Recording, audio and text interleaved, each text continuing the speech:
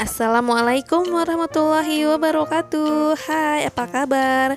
Semoga hari ini kabarnya baik, sehat, dan yang pastinya tetap semangat ya dalam belajar.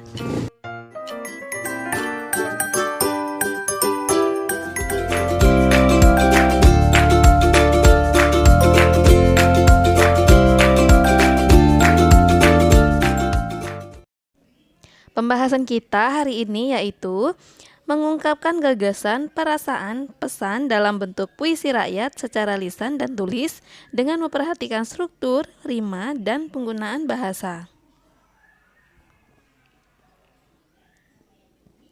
Menyajikan puisi rakyat secara lisan dan tulis. Yang pertama, menulis pantun dengan berbagai konteks.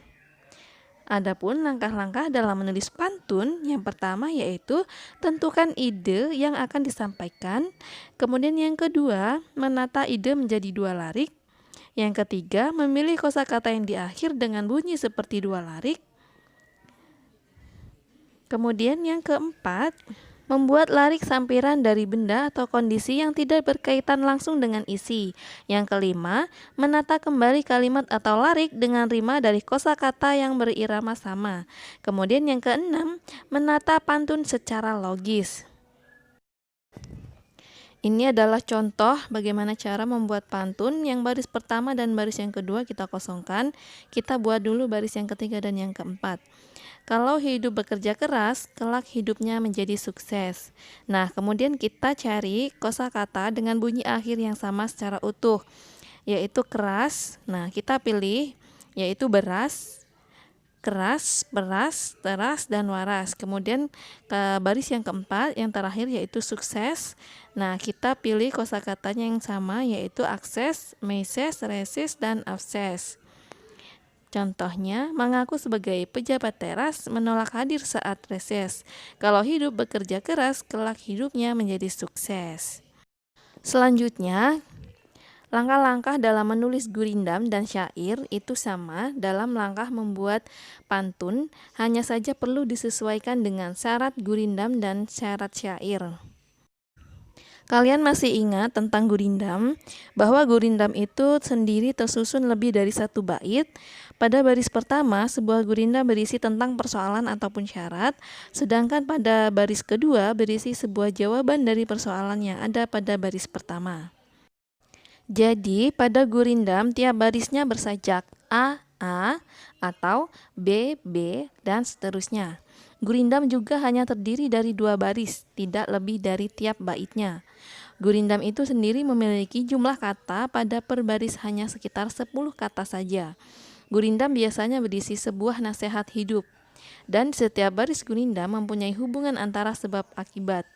Baris kedua dari gurindam biasanya berupa isi. Jadi tujuan dari gurindam ini biasanya dianggap sebagai puisi yang digunakan sebagai tujuan pendidikan dan juga hiburan. Selain itu juga gurindam juga dapat berfungsi sebagai sebuah gambaran masyarakat yang dapat digunakan untuk memancarkan sebuah kreativitas dan estetika serta daya intelektual dari masyarakat Melayu lama dalam menangani hal-hal kehidupan mereka. Contoh gurindam yaitu, jikalau engkau sudah mempelajari kitab, maka haruslah kamu menaati adab. Kemudian contoh lagi, ketika engkau sedang belajar, haruslah dengan tekun dan juga sabar. Selanjutnya, jika sedang belajar meraih faedah, jangan hanya sekedar meraih ijazah. Ilmu itu hanya dihafalkan, tetapi juga harus diamalkan. Contoh lagi, guru yang tidak bisa jadi teladan, bagaikan bayangan tanpa badan. Selanjutnya, guru yang mampu jadikan teladan bagaikan cahaya dari kegelapan. Contoh satu lagi, belajar itu harus bertahap bagaikan mendirikan sebuah atap. Nah, itu adalah contoh-contoh gurindam. Kemudian contoh gurindam nasihat seperti ini. Barang siapa yang menuntut ilmu, tidak ada manusia yang akan tertipu. Ada lagi, barang siapa yang mudah putus asa, pasti Allah akan murka padanya. Kemudian masih banyak lagi contoh-contoh gurindam. Ada contoh gurindam yaitu gurindam kasih sayang. Seperti ini ya. Cinta bagaikan bintang kejora, sinar pancarannya kasih mesra. Kemudian, cintanya ibu itu sepanjang zaman, cintanya anak sepanjang penggalan. Pembahasan selanjutnya yaitu tentang menulis syair. Ini sama seperti menulis pantun langkah-langkahnya, tetapi kita harus mengetahui syaratnya seperti apa.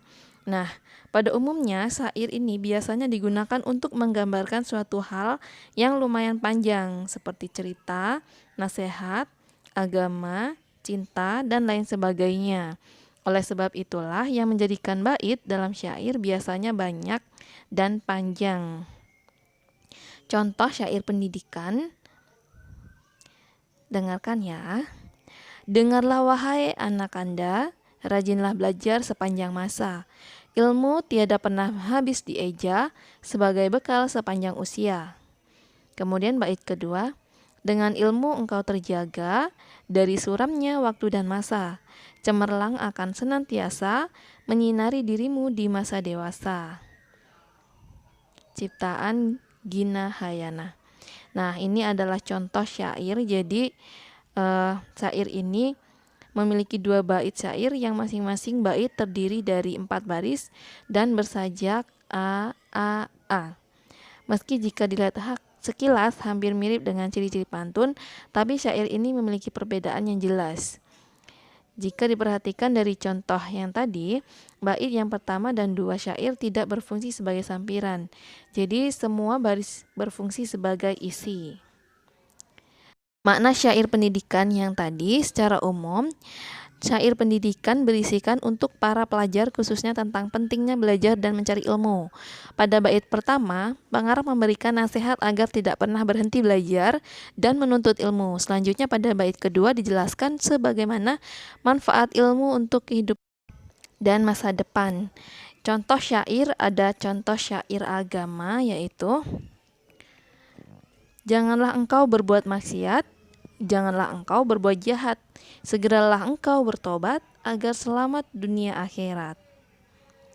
Maknanya, berpesan kepada kita untuk tidak berbuat maksiat, berbuat jahat, serta menganjurkan kepada kita untuk segera bertaubat atas segala dosa agar selamat di dunia dan akhirat.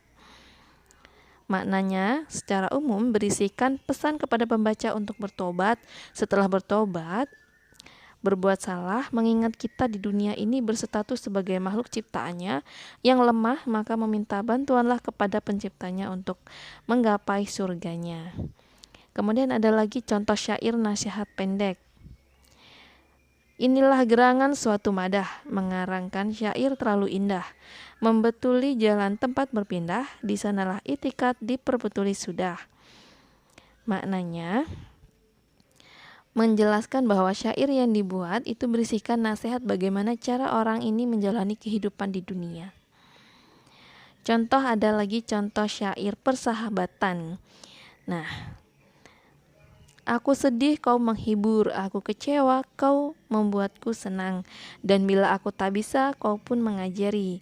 Sahabat, kau bagai malaikat bagiku, kau bagaikan bidadari untukku, semua kebajikan ada padamu. Sahabat, satu pintaku untukmu yaitu janji selalu erat, tak pernah terpisah seumur hidup kita. Jadi maknanya secara umum contoh syair persahabatan ini adalah bertemakan tentang persahabatan sejati. Sahabat yang menghibur dikala sedang sedih, sahabat yang mengingatkan dalam kebaikan. Kemudian ada lagi contoh syair yaitu syair cinta. Nah, siapa telah menanam cinta dalam jiwa serta raga membuatku gundah gulana, resah gelisah selalu kurasa. Siapa telah mengukir nama menggurat hebat dalam jiwa, hingga rindu terus membara, terbakar hati karena asmara. Mengapa kau menabur cinta saat kita akan berpisah? Rasa bergelora dalam dada, akankah menyatu kita berdua? Mungkin inilah takdir cinta, berliku-liku membawa cerita, akan terkenang sepanjang masa, akan abadi selama-lamanya. Jadi untuk makna dari contoh syair cinta ini, itulah tadi langkah-langkah dalam menulis pantun gurindam, dan syair beserta contoh-contohnya. Kemudian sekarang kita akan berbalas pantun. Nah, adapun langkah-langkahnya dalam berbalas pantun ini, yang pertama, permainan ini terdiri atas dua kelompok, kelompok gadis dan bujang atau laki-laki dan perempuan. Kemudian jumlah anggota kelompok minimal 3 orang, maksimal 5 orang. Dan setiap kelompok terdiri atas ketua dan anggota. Kegiatan berbalas pantun ini dipimpin oleh seorang moderator yang bertugas menengahi, mengulas, dan menyimpulkan kegiatan berbalas pantun. Setiap sesi berbalas pantun memiliki tema, misalnya temanya perkenalan. Kemudian pantun yang merupakan jawaban setiap kelompok secara berkesinambungan dan bergiliran. Struktur berbalas pantun terdiri atas pembukaan, isi atau maksud, dan penutup atau kesimpulan. Cuci tangan memakai sabun. Cakep. Sabun berbau bunga melati. Mari kita berbalas pantun sambil bernyanyi senangkan hati. Yuk, nanti ibu akan membuat pantun, kalian jawab ya. Adakah jerami di pohon kenanga? Adakah hama di tangkai delima? Bolehkah kami mohon bertanya, siapakah nama Adinda berlima? Ayo silahkan kalian jawab ya. Kalian bisa tulis di kolom komentar. Terima kasih. Untuk pembelajaran hari ini cukup sekian dan terima kasih. Sampai jumpa. Wassalamualaikum warahmatullahi wabarakatuh. Bye-bye. Demikianlah pembahasan kita hari ini, semoga bermanfaat. Dan buat kalian yang belum subscribe, silahkan subscribe dan tekan loncengnya supaya kalian mendapatkan notifikasi terbaru dari video saya. Terima kasih. Wassalamualaikum warahmatullahi wabarakatuh.